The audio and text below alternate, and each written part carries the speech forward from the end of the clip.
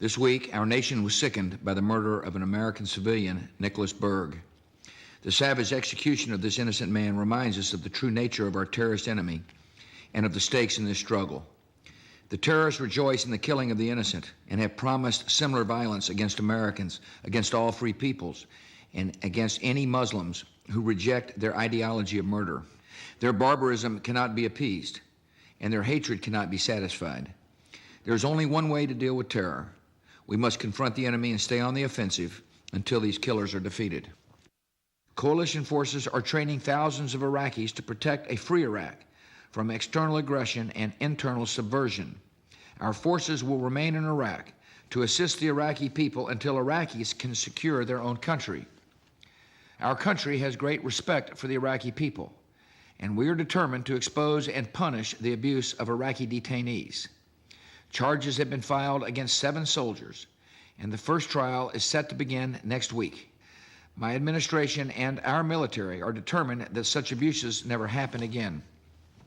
All Americans know that the actions of a few do not reflect the true character of the United States Armed Forces. No military in the history of the world has fought so hard and so often for the freedom of others. Today, our forces are keeping terrorists across the world on the run. They are helping the people of Afghanistan and Iraq build democratic societies, making America more secure. By their example, the people of those countries and of the countries around the world are coming to know that freedom is the answer to hopelessness and terror. Our servicemen and women are defending America with unselfish courage, and their achievements have brought pride and credit to this nation. We have a duty to ensure that our troops are sent into battle only as a last resort. This nation should never go to war because it wants to, but only because it has to. And we have a duty to ensure that if our troops are sent into harm's way, they will have the right leadership, the right training, a clear sense of mission, a clear idea of what they are and are not expected to do.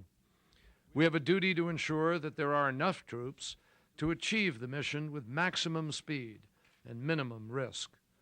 We have a duty to look ahead so that once victory on the battlefield is won, we have a plan to win the peace. We have a duty to build and lead alliances so that our troops and our country will not have to bear almost alone the burdens of defending freedom and defeating the great dangers that now threaten our national safety and global security. And we have a duty to guarantee that when mistakes are made, those responsible are held accountable, whether they are at the bottom of the chain of command or at the top.